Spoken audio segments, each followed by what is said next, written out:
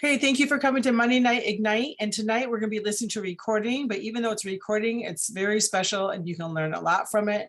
It's from Erin, Rodgers, and it's going over the comp plan and Q&A and the breakdown of strategic structure or placement. And so this is something that we all can use. And so let's just get this set up. Just 1 second.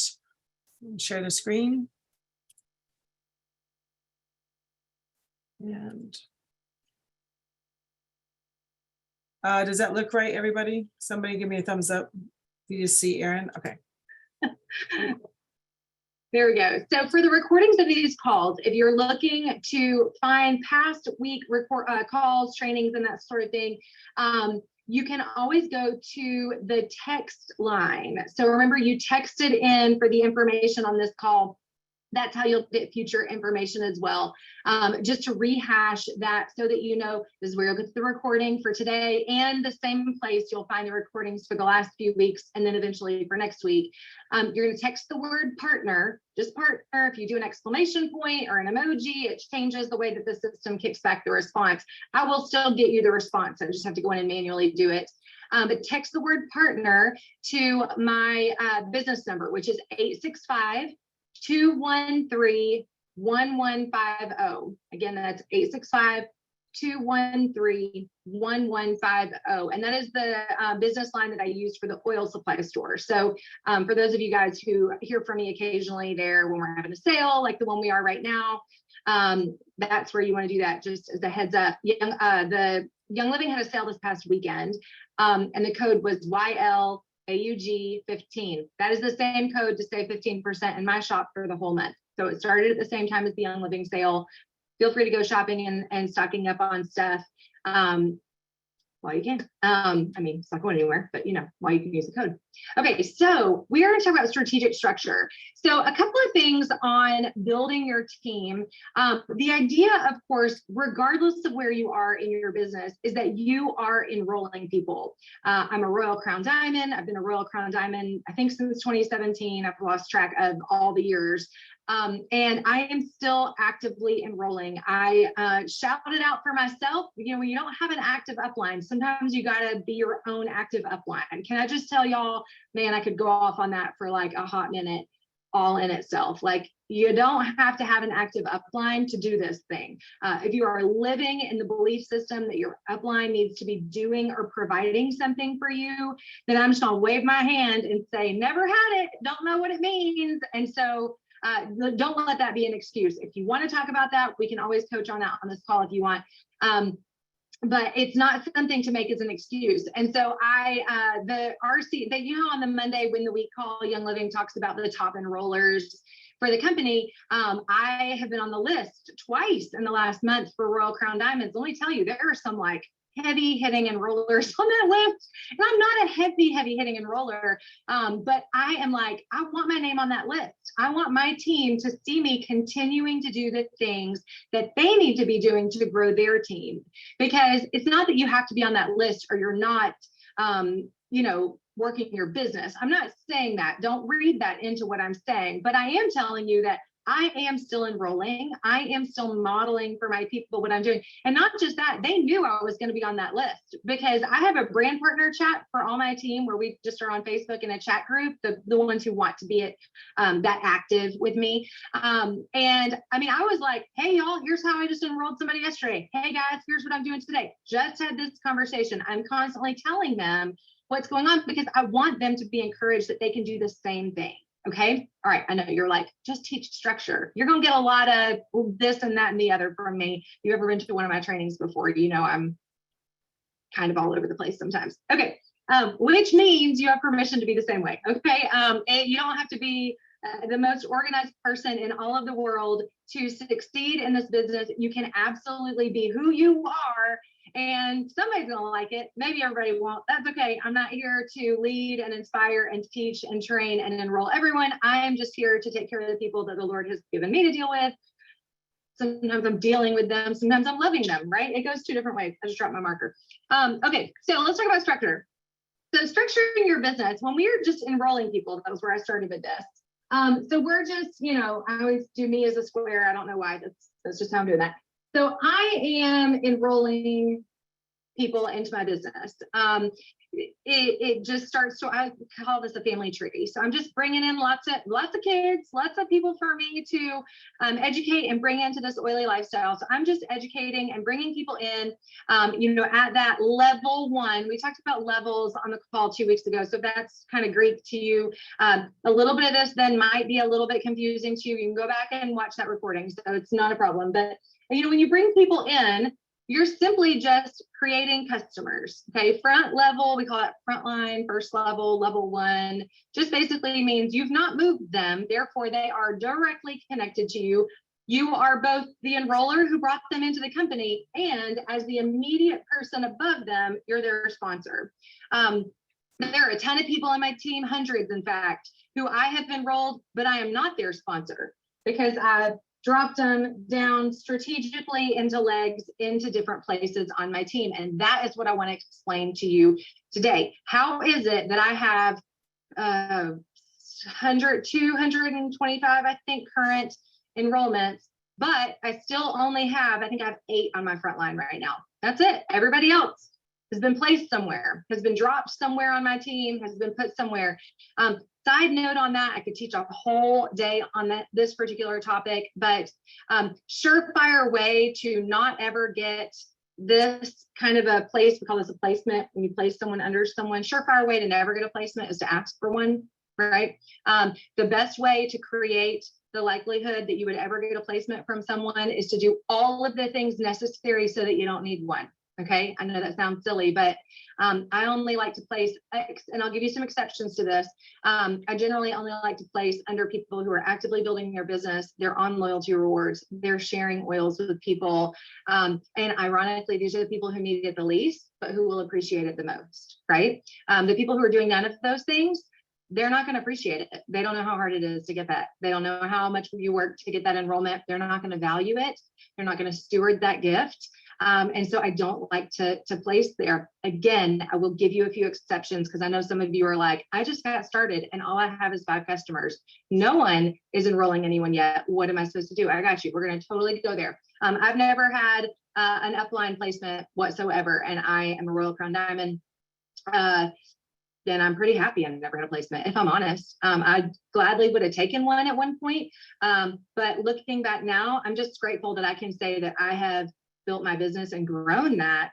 And it doesn't take away from anyone who's had one at all, because all my frontline leaders have, right? And they all have great businesses, but I love just that knowing of like, I'm creating this, I get to steward this well. And so be encouraged if you've never received one, so what? You're the one who's making that a problem. It's not a problem, okay? All right, so what happens is we have initially, if you're a brand new builder and you're just starting to help a few people get started, you've got, let's say we've got like mom and sister. For me, it's actually sister-in-law because I only have a brother. And then you have best friend and just, like casual friend, right? Okay, so you've got all of these people and you're like, all right, I have all these people in my front line, which is great. I mean, it's nice to have people there. And if you look at the unilevel payout, which is something I explained in the first video, that was the 85444, you do make 8% on all the people who are on your front line. That's awesome. But what happens is you actually are going to grow more strategically long-term when you have these people placed more strategically elsewhere. So for example, I might be more likely to take friend and put them under my best friend. And I did take my sister-in-law and she's under my mom, which allows me to build teams instead of having individual people striving for their own goals.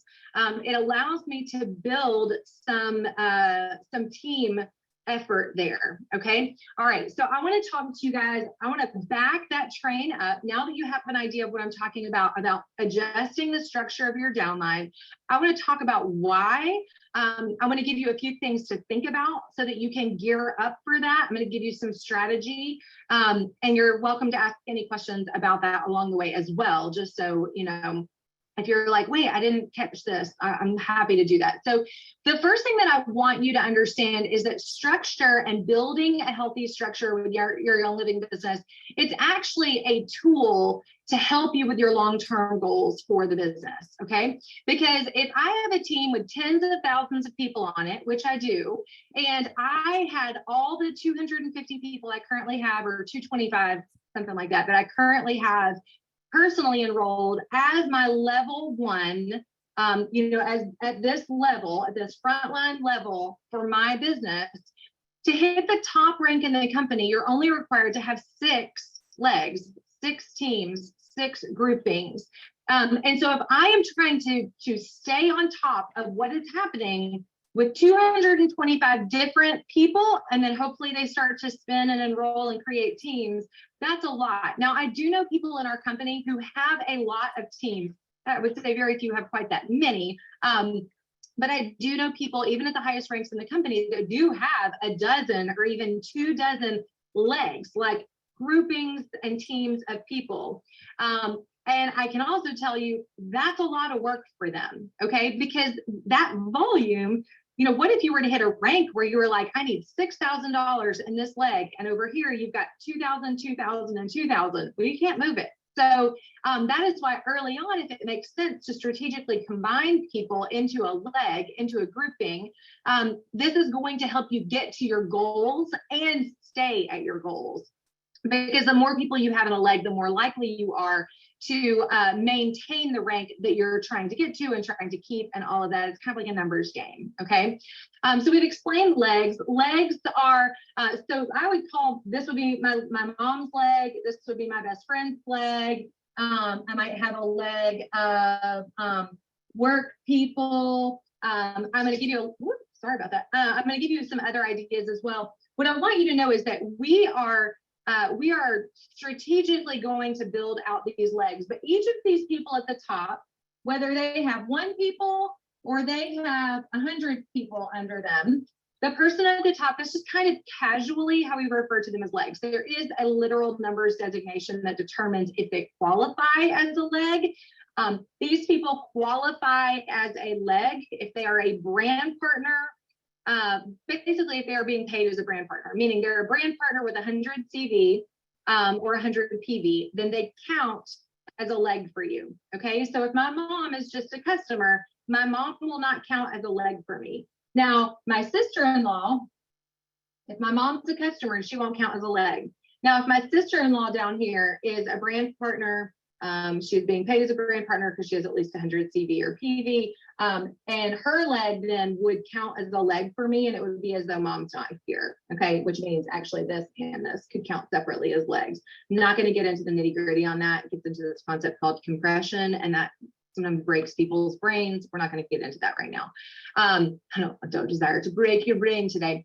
But what I do want you to know is that as we build this out, and I'm just going to talk to you for a second without that, without using that. But as you're building out your future team, what I recommend people do from the very beginning, I mean, I'm talking like day-ish, week 1 of building their business. You'll often see people talk about building your prospect list. Prospect is just a fancy word for someone who has the potential to buy from you, but has not yet, okay? And you are going to be building out a prospect list. I do suggest that you get slightly more strategic with how you build that out. A lot of the people will say, come up with a list of 100 people you know, which is a great idea. The next question is, what do you do with it? And unfortunately, what a lot of people do with that is what gives network marketing a bad name, because then they just like copy and paste the same gross messages to 100 people. I'm really excited to do essential oils. Have you ever heard of Young Living? I could change your life. Would you like to come to a class? And blah, blah, blah. Like, it just gets real gross, right? So I don't recommend that you actually do that necessarily. Now, what I do recommend and what I teach my team is to think of your circles of influence. So think through your life. Think through the categories of people that you know and list those out. Okay, so for me, just looking at this, it's family is obviously a category of people that I know. You have a fractioned family, you might have 2 groupings that you keep. Okay, you've got work. You've got the place that you work, the place that you did work, the place that your spouse works. You've got lots of different work categories. Those don't all have to be the same category. They can be different categories. You have school. That could be you growing up, like childhood friends. That could be college friends. That could be school you're in now. That could be your kids' school and the relationships and the people that you know from your children's school. All of those are going to be different categories of people. Okay, so I'm not going to go family, work, school. I've kind of just named like 12 different categories, right? Like a lot of different options for you. Could be church before, church now, church growing up. I mean, see how it all goes. There's a lot of different categories. Community group. It could be that you're involved in a mom's group in your community. Maybe you do, maybe you have a hobby. I started my business. When I started my business, I was a photographer. And so photography was a circle that I built in very, very rapidly. Actually had a couple of different circles of photography that I was very actively building in because they did not fully overlap. And so it made sense for me to have different groups for that, local versus an online group I was in, that sort of thing. You could also have a circle that is other network marketing friends. Now, I'm not a big fan at all of going to people that are already building with another network marketing business and trying to like convince them yours is better. Like, can I just put the word gross on all of that? Like, period, end of story.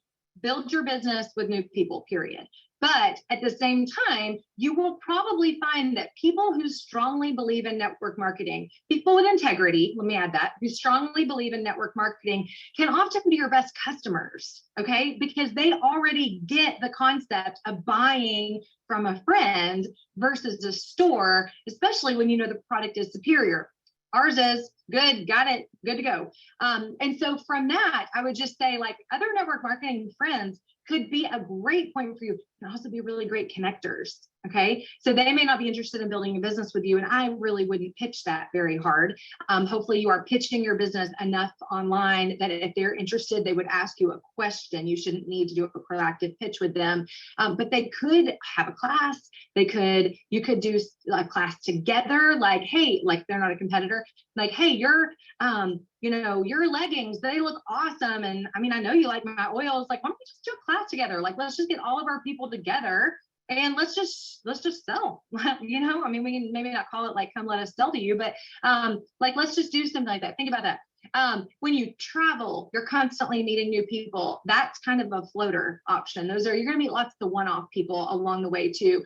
Other circles that are not like an active circle from within you are going to build, but are going to be relevant for your life, are going to be things like people you meet from vendor events, people you meet because you use your oils in public, people who see you use something at the grocery store. Somebody see looking at essential oils at the grocery store and you give them a little nudge and hand them your card and say, I'm teaching a class Thursday night if you want to come. Things like that. Those are going to be kind of one-offs, right? You're probably not going to enroll someone from your office that way. But you're going to meet these other people as well. Those are people I kind of tend to just plug in my teams. Those people I don't necessarily build within circles. Okay, so how do we build within circles? So what I do is I recommend that when you get started with Young Living, go ahead and start thinking through all of them. Have a notebook, have somewhere that you're keeping track of people. You can have a page per circle, half a page per circle, write down the names that are coming to mind. Then go through that list and like do a little asterisk or a circle or an underline or whatever, arrows, whatever your vibe is, of the people who you're like high adopter, meaning they're already very holistic. They would be somebody who I think would really love this product. And maybe even like I could see them wanting to be a brand partner. And so, like these are the people you're going to want to talk to the first, like earliest in your business. And they also are probably going to be the ones that would be great leg leaders for you, meaning like when you get them enrolled, you want to get them enrolled early so that everybody else in the circle can go under them strategically to build structure under them. Y'all following with me? I'm not tracking the comments. I'm sorry. Somebody just asked, when you move a member, do you let them know upfront the new sign up? The way that I explain it to people, let me tell you how you move people first. Let me do that. Okay. First off, you have 30 calendar days to move someone. That means if they enroll on the 14th, you have until the 14th of next month. Okay, I used to be a math teacher. I know in some cases that means you technically have like 31 and a half days to move them, because a month with 30 days plus 14 to 14 is actually a full month. Like, okay, I get it. Okay, but you have 30 days. Okay, so just don't wait 25 days. Move them sooner than that. Okay, but you have 30 days to move somebody, and the way that you do that is there's two different ways. Number one, within the first 5 days of their account being open, and let me clarify this. This is not 30 days from their first order. This is 30 days from account creation, okay? And you can always see that when you're in your downline viewer and you click on them, you'll see account created with a date. That's your date, not last order date. That is your date of move. So first, you can move them within their first 5 days. And so to do that, you can call, well, the easiest thing is to call customer service or hop onto live chat and do it that way. Now, let me be really clear. Other people teach this differently. That's totally fine. I love that our business is flexible enough that a lot of us can teach it slightly different and have it still be a beautiful business with beautiful opportunities and just done a little bit differently. My recommendation is that I am always going to stay someone's enroller, always. Okay. I'm only changing their sponsor. Sponsor equals position. Okay. Just remember that. Enroller equals everything. Okay, bonuses, you're going to be able to run reports and find them forever, all of that. Sponsor equals position. Let me say this. By changing their position, you are adjusting eventual pay on them, meaning this is my level 1, I make 8% on these people after they're out of their fast start window. This is my level 2, I make 5% on them. This is my level 3, I make 4%. So by moving them, I am shifting the unilevel that I'm going to make from them. But what I'm also doing is strengthening this leg to allow this leg to grow in volume, which will allow me to hit future ranks, which will allow me to unlock future bonuses, and which also increases the likelihood that this person is going to build a business and also see success down the road. So when somebody goes, I'm not going to give up 3% and move them from 8% to 5% row, then I'm like, that's cool. But in my paycheck, that unilevel piece accounts for a very, very small percentage of a very, very large check. And the very, very large part of it comes from the bonuses I've unlocked by setting up groups and helping people hit higher ranks in the company. Okay, so yes, when I say enroller equals everything, it will shift a little bit of your eventual payout when you change the sponsor. But it means, to me, it means everything, because it means when I run a personally enrolled report, they're on it. I don't have to like go, where did that? I forgot. If they go inactive and they come back to me because I'm the enroller. It means that I do get all that fast start. The first 3 months, when you make 25% on their purchases, that's mine, as it should be, because I'm going to be their right-hand person during that time. Now the sponsor will eventually get more payout on them, and that's great. And I want them to, because I'm going to have them come in and help me hand in hand. So, okay, let me get back to my point. Number 1, you have 5 days to change them over live chat or texting. Live chat or calling in. I'm sorry, my brain just totally blitzed. So you have 5 days to do that. You have 30 days total to do it through email. The email is resolutions with an S on the end. It's plural, resolutions@youngliving.com. Make sure you send that email from your email account, the one that's on your Young Living account. And then you just say, like, I would literally just go, please, I'm looking up here. I see Shelby Harksel, sorry. So I would say, Shelby Harksel, member 1, 2, 3, 4, 5, 6, 7. Please keep me as the enroller, change her sponsor to Iva Alexander, 4, 2, 3, 5, 6, 7, 9. And that's all I would do, is that's the entire email.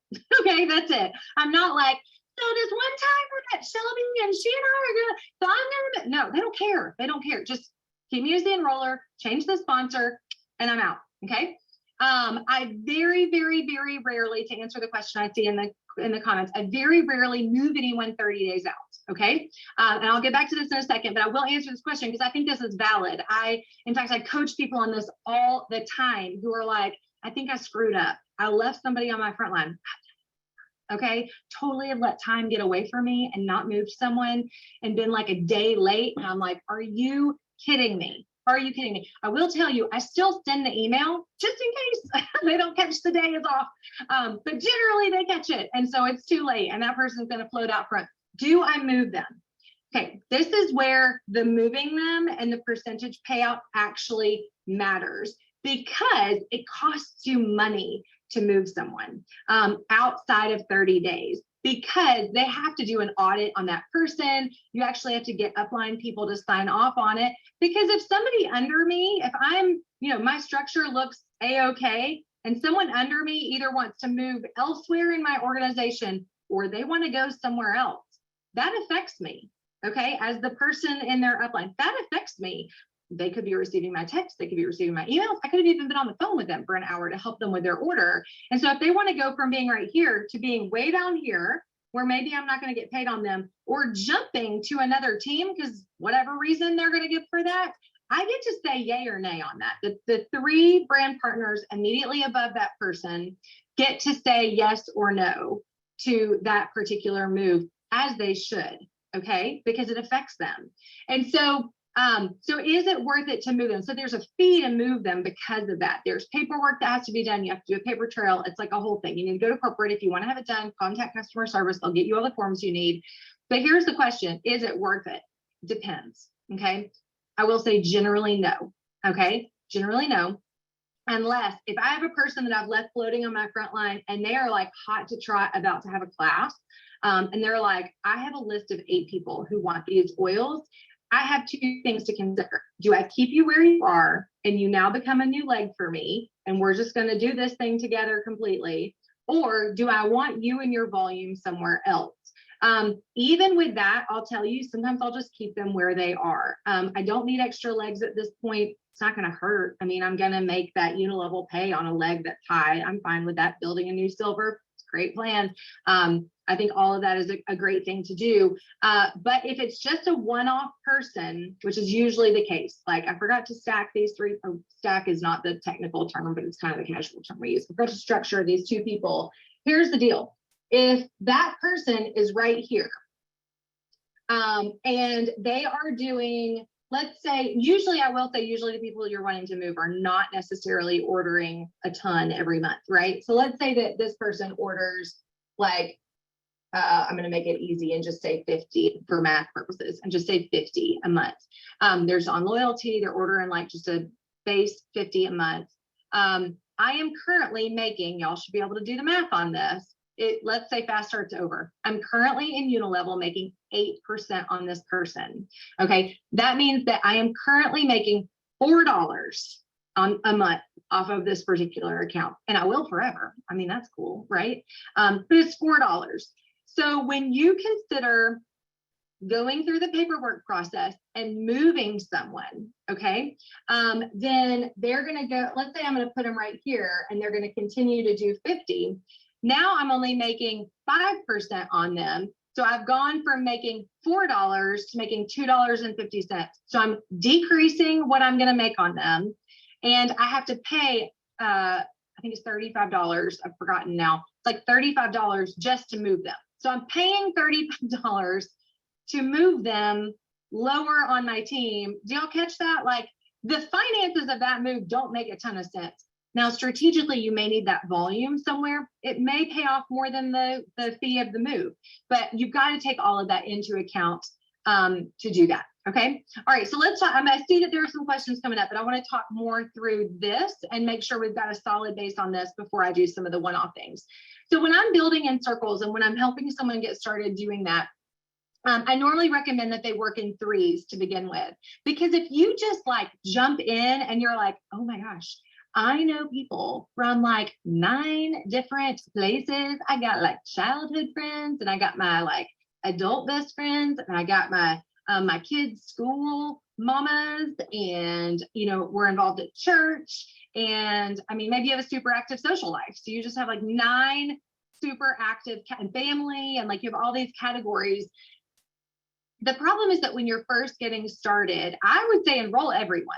Absolutely enroll everyone. If you know for sure who you're going to want at the top of those legs, be strategic and go ahead and get those people in place. That's fine. But what you need to recognize is that you're working first for the rank of star, which is just an OGV goal. That's overall group volume of 500. The second rank you're working for is senior star. That's just an overall group volume of 2,000. It's not until you get to executive, till you're doing 4,000 in volume, that your legs matter.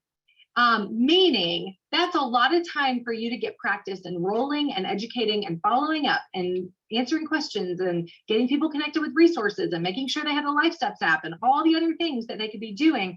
It's a lot of time for you to be getting that foundation put in place. And if you're trying to work in 9 different groups of people, you are going to be overwhelmed by that. Or you're going to feel like you have no traction, because you're going to be building 9 different groups of people, and you're not going to be able to start to heavily weight in 2 or 3 of them to get those executive legs more steadily built. Does that make sense? I mean, if I'm an executive, I'm doing $4,000 in volume, and I need 2 legs to each have 1,000 in volume. That means I need to have built at least 1,000 in volume under 2 of those groups. Well, that's a lot of work if you have 7 other groups of people that you're also heavily investing to. Now, listen, if you just are like, no, you don't understand, Erin, I'm going to be bringing in like 40 people a month.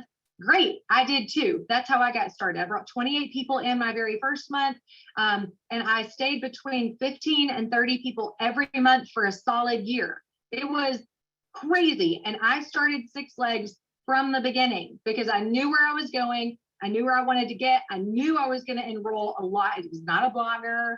I didn't know how to use Instagram. I didn't have an account. Like, don't write these narratives. I was a super normal person with a lot of different circles. That's what that was. Okay.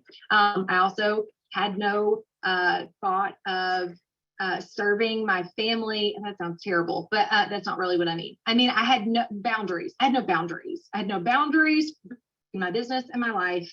I had teeny tiny little kids at home. Always funny to me when people are like, I don't think this is a good season. I have little ones at home. And I'm like, dude, I hit diamond in 10 months with little ones at home. Like now I don't recommend it. It's really hard to do that with that kind of speed. Okay. But I was working all those circles at once. It was chaotic. I don't recommend it. It's very unusual that that's going to actually be successful, which is why I strongly recommend 3 circles. That's going to get you your 2 executive legs and an outside leg that you can begin growing as well, so that you're on the whole getting to silver and then to gold as you're building your foundational structure there. Again, if you do enroll in one of your additional circles, get that leg started. That's fine. Don't neglect it either. Get it started. Just don't think that you're going to have the capacity to invest in all these different places when they're unconnected, because it's just hard. I'm just trying to serve y'all by being really, really real with that. Okay. Okay. So we're going to structure really, really wisely with all of these things, just thinking about long-term plans and where you want to be. Okay. A couple of quick questions that I know you're going to have if you haven't asked them yet is, okay, but Erin, I'm just getting started. I don't have any brand partners. Or Erin, I really need to build a new leg. I'm at executive. I've got my $1,000 legs going and they're going and I'm seeing a little bit of enrollments coming from there, and we're setting small, reasonable, manageable, accessible goals, and we're hitting them. So these legs are doing what needs to happen, but I need to start working on that 3rd leg, but I don't have a brand partner outside of that leg. Anybody relate to that? I know you do. So what do you do then? I have found, I don't like to talk about the past very much in terms of like compensation plan with Young Living, and we've been through some changes in the last year and a half, because all together I really feel like the changes that we've been through in the last year and a half are actually extremely minor. When we change terminology, the perception to our brain is that it's a big change, and it really has not been a big change. But the reality is that back in the day, before the big changes, again, I don't think they were big, everybody came through the door as a distributor. Now we have everybody coming through the door as a customer with the option to upgrade to distributor or brand partner. That's what we call that now. And so the interesting thing with that is, before, let's say all of these people are customers. Before, if any of them ordered 100, as a customer, they qualified as the top of the leg, right? So you could just put people wherever you wanted. And as long as they were under somebody who was going to order, then that grouping would qualify as a leg for you. And if you're like super brand new, this might not even make any sense for you, and that's totally fine. But now, anyone, if you want them to count as a leg for you, they need to be a brand partner, and they need to be a paycheck eligible brand partner, meaning they're doing 100 CV or PV for the month. For some reason, that is super confusing to people when it comes to building legs. And I'm just going to tell you, it's really not. It's not at all. I'm still going to use the exact same thought process that I used before to figure out where to structure people. And that is, I'm going to look at them and go, are they loving the product? Are they ordering frequently, potentially even on loyalty? Are they that I enjoy working with in terms of having a conversation about their product? They're not like impossible to get in touch with, that sort of thing. And if they are hitting these buckets, or a good percentage of these buckets, or I just have a good feeling, because let's also be really honest, there's a lot of historical truth behind pray and place, pray and place, pray and place, pray and place. I did a lot of pray and placing my first year of building my business, because I had no way of knowing if somebody was going to get excited or not. And so I would pray and I would place. Did not always work out great. It may not every single time, but for the majority of it, I have found that if I'm just looking to see, do I believe that this person is going to be a viable, excited, young living person consistently, I'm willing to place under them. But Erin, if they're only a customer and they're not a brand partner, they don't count as a leg. Okay, let's talk about why that's a big deal. As a star, you don't need legs. As a senior star, you don't need legs. The first time you're going to need legs, this is such a funny thing. Out of context, these are the weirdest conversations to have. How are her legs looking? Are her legs looking stable? It's like the weirdest thing. When you get to executive, you need those 2 legs to each have 1,000 in volume. By the time there's 1,000 OGV in volume in place under a leg, and you have 2 of them, so you could be qualifying and ranking from senior star, ranking up to executive. It's very, very likely that by that time, going to that customer who's loving their product, who's loyally ordering, who even might tell somebody about it one day and saying, I got a deal for you. You need to be a brand partner. Yeah, I've been putting people under you. I know it seems weird, right? I've been strategically structuring here. And if you go ahead and upgrade to brand partner, you're actually going to start to get paid on them. You spend $29 one time and you're eligible to get paid on them forever. So what do you think? Okay. Now I might be like, I have this bottle of Thieves Cleaner, and I wouldn't give them like a spray. I'd like give them the actual thing, but I might be like, I have a little basket, a gift basket for you if you would upgrade to brand partner, like whatever, who cares? Make it work. I mean, I think most people are going to be like $29. You're telling me I'm going to make like 15 to 20 this month alone? Oh, let me mute. Okay. Sorry about that. I mean, I'm just gonna, okay. Sorry. I'm not sure how that, okay, there we go. Sorry, I was trying to mute off there. I don't know how that kept flipping back on. I'm gonna just make it make sense for them, right? Because it's gonna make sense for them to flip over to brand partner, get to make a little side cash, and really that's gonna be account credits for them in those early times. But if it's under, well, maybe not. It might actually be more than that. Depends on how they're structured, right? But if it's under $25, they're gonna get an account credit put on their account. If it's over $25, then that's where they're gonna have the opportunity to bring that money home as a payout from Young Living. So, I don't see it being a huge issue if they're not a brand partner yet, because by the time you need them to be a brand partner, it's going to make sense for them to be a brand partner. Y'all track with me on that? So that's how I handle that particular situation. Okay. Feel free to drop questions in the chat. I'm going to start addressing the questions. I've done some. I'm going to scroll up a little bit and address them. Okay. So somebody asked, how does it work if you have someone ordering each month loyalty orders? They sign people up, but they aren't a brand partner. That is going to look like a customer on your team, and they're going to have a customer under them. They don't earn anything legally because of the Federal Trade Commission. We cannot pay commissions to a customer. It's illegal to do that. You can only pay commissions to someone who has opted in to receive payment as a brand partner. So if they are referring people, they need to be a brand partner. That's how I would address that. I would just go, listen, you can, let me say this. If I were hosting a class for someone who was like, I really just don't want to be a brand partner, then I'd be like, that's cool, not a problem at all. I would enroll them and I would gift them like a hostess gift, right? Like, hey, how about this? If your class does this kind of volume, I'm going to give you a couple of free products. If your class does this kind of volume, I'm going to give you kind of like monthly promos work, right? If your class does this much volume, I'm going to give you the smaller products and this. And if your class does this much volume, I'm going to give you this, this, and this. And then it's no big deal because they're motivated then to help their friends grab product because they're going to get product, but you will be the enroller. So you'll earn that 25% back. In most of those situations, unless there was something extenuating with that particular person, I'm probably going to still structure those people under my friend who hosted the class, just in case someday she changes her mind.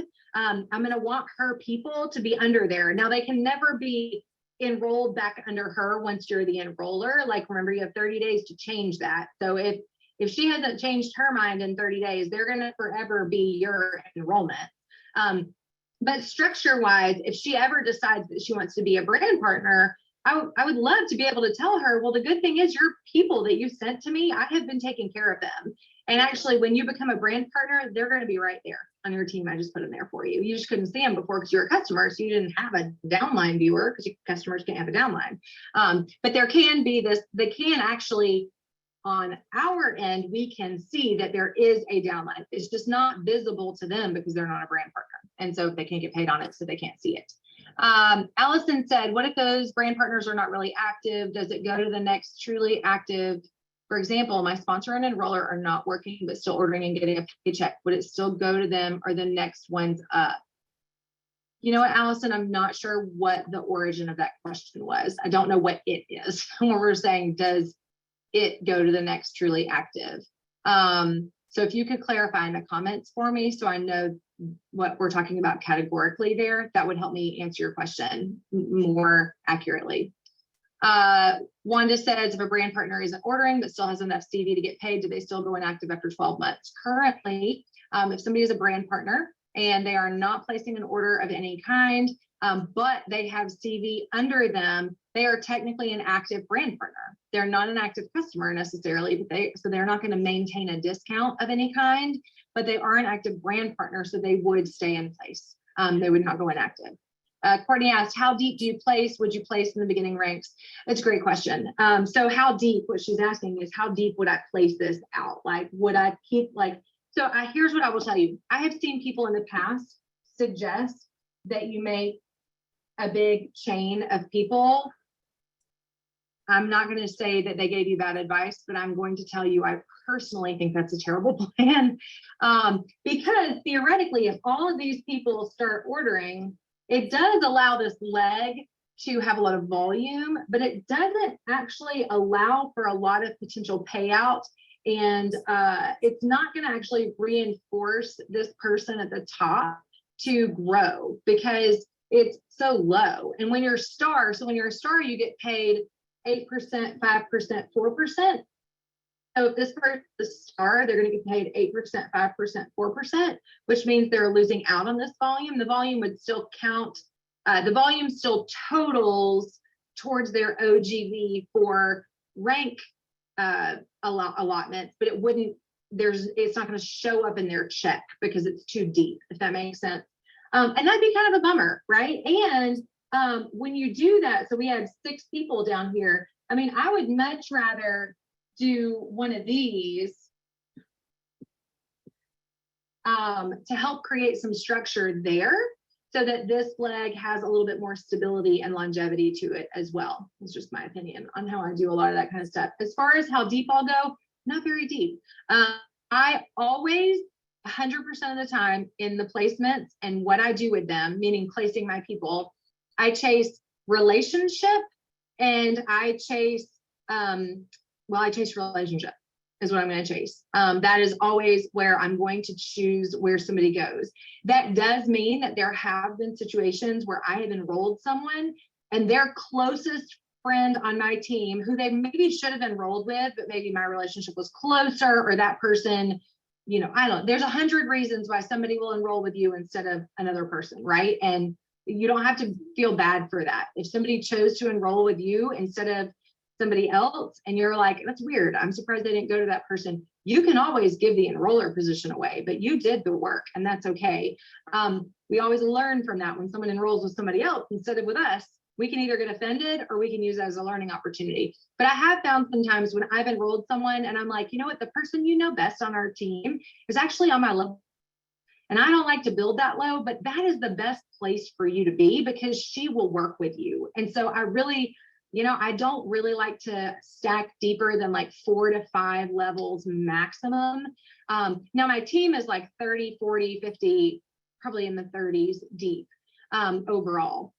But I'm not building down there. Other people are building down there, right? That's the family tree. I mean, I have great grandkids. Hopefully I'll meet them, but I didn't have anything to do with them coming into the business and coming into the product. So generally, particularly when you're newly building, if you're a star, you only get paid 3 levels deep. Why would you stack any deeper than that?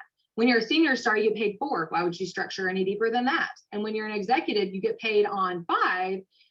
But still, as an executive, I'd be really weighing that out and going, okay, who do you have a relationship with?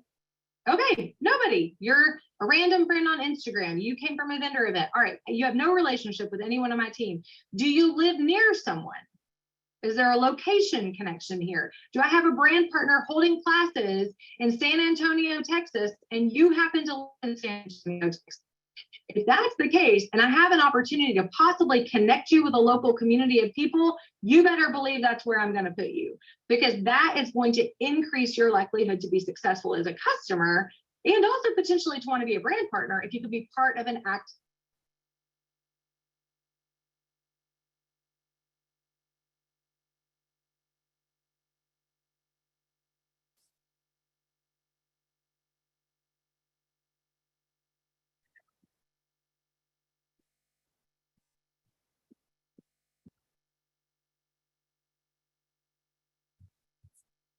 Erin is frozen.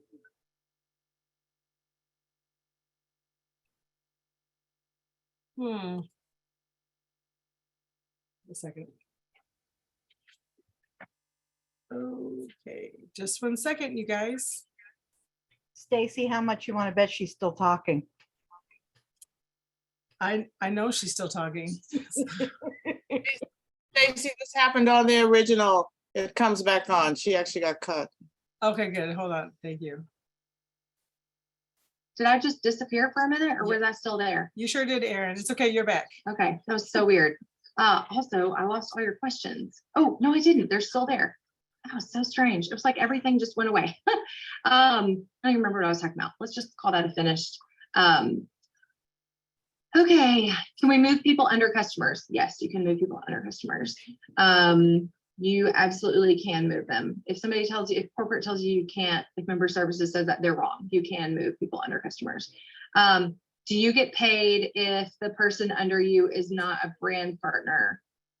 It says, do you get paid if they aren't VP? I don't know who this is. This is from iPhone. I don't know who iPhone is. You get paid based on placement on your team. So I'm not really sure what that question is related to. What do you suggest doing for executives and above that are not sharing nor doing any work to build the business? I would be their support. I would check in on them. I would see how life is going. I would be a friend. That's what I would be. Always before I'm a business builder, I would be a friend. Probably try and figure out what's going on there. If that's a question about strategic placement, that's not a place I'm going to be strategically placing. Okay. If someone isn't a brand partner and signs someone up, they don't get paid since they aren't a brand partner, but do you get paid? Bonuses do not roll up. So fast start bonus, if let's say if mom enrolls this, and mom is a customer, and mom enrolls sister, mom's not making anything if she's a customer, right?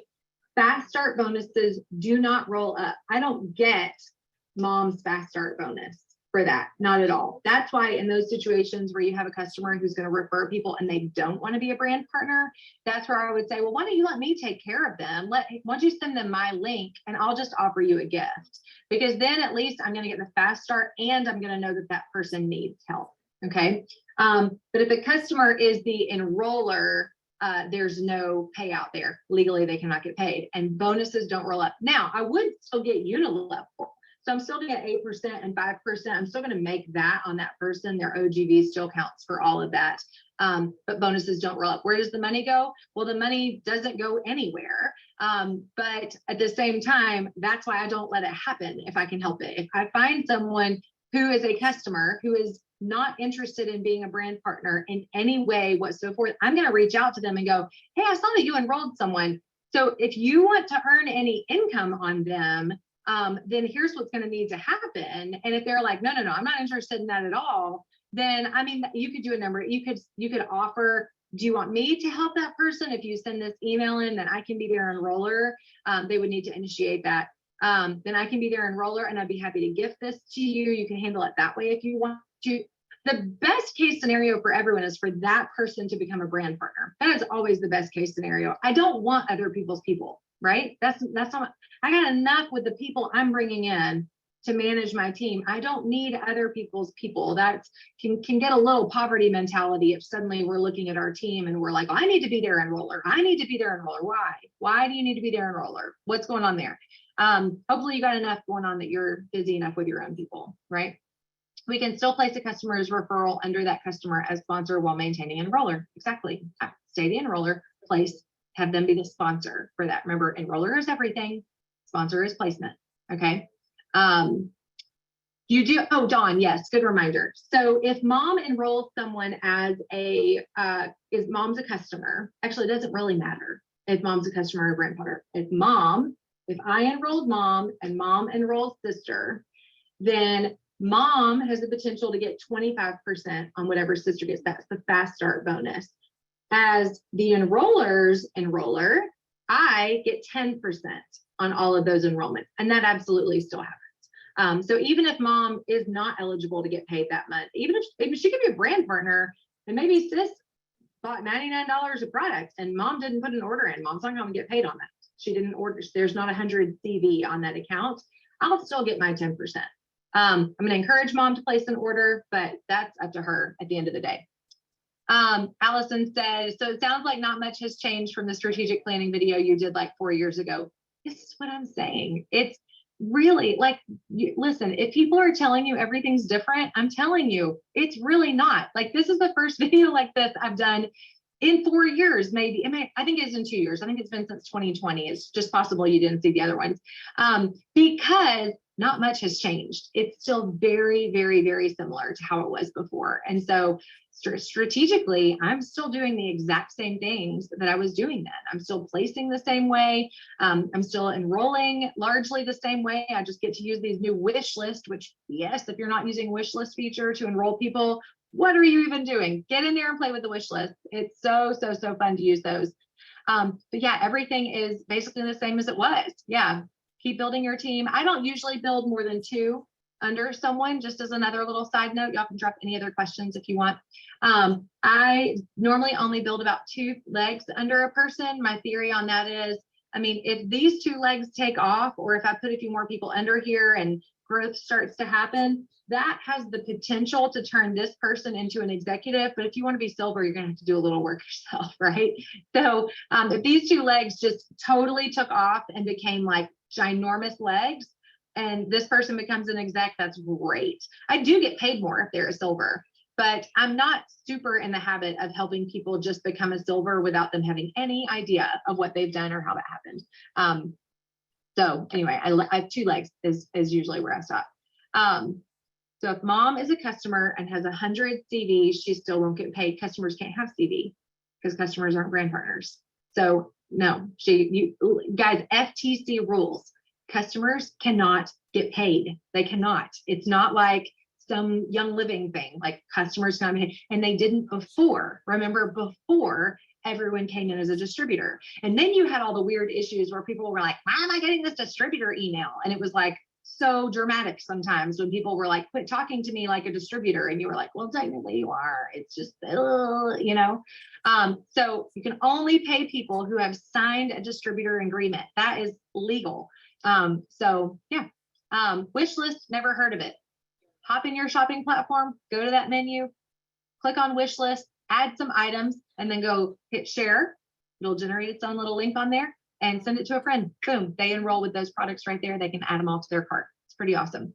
All right, guys, I think that about covered it. I've answered all of your questions in the comments. We've dealt with technical difficulties along the way, and we have gotten through it. I hope this has been really helpful for you guys.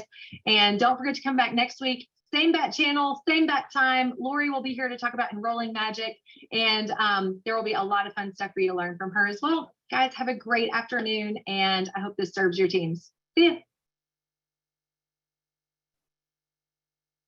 Okay, stop sharing. Okay, you guys. So yes, this was a recording. If you came on after I said that, then maybe you didn't know. Oh, I'm hearing She's back. Hold on. Sorry about that. Very loud. So this was a recording, but Erin and Lori Borey's talk was so fantastic. Everyone, of course, didn't get to hear it previously. And this is the essentials of, this is the part of the brand partner call. So this is the essentials of what we need to know is how to strategic place, how the compensation plan, and Lori's title is enrolling magic. So I think she can enroll anyone is what I've heard. And there's a few people like this that I know personally as well. Like they just look at someone and say, hey, you're enrolling today. They're like, okay, for what? And they're like, I can't even imagine saying that to someone. And not that you have to, but however you do it, there is choice words sometimes that we create a stumbling block for ourselves. And even for the person that makes them think twice about even enrolling with you. So hearing the verbiage will help you out dramatically. I know this for a fact because it used to be for me as well that I had that issue. So next week, we'll be hearing from great speakers as well. And I hope this has helped you. Remember to go to Splash. Danette had put that in here. That's Danette's group from like 2016. Very stable, secure group with great education in there. You can go to the search and go look for anything you're looking for. So I'm not sure how you heard about this tonight, but it's always going to be in Splash and everyone's welcome there. Okay. And let's see, the link is right there right now. So I'll just give you a second to copy that. And we have all the business replays in one link and all the health replays in another link. So you just can grab that information right there. It'll be very helpful for you. So if you have someone who wants health, just send them the health link until they want more, right? So thank you so much for joining us tonight. I hope you have a blessed evening and this week. And let's just really listen to what had happened on both of these calls and take heed and move forward. So next Monday for Monday Night Ignite, this is Stacy Kimbrell, and thank you so much. All right, bye-bye.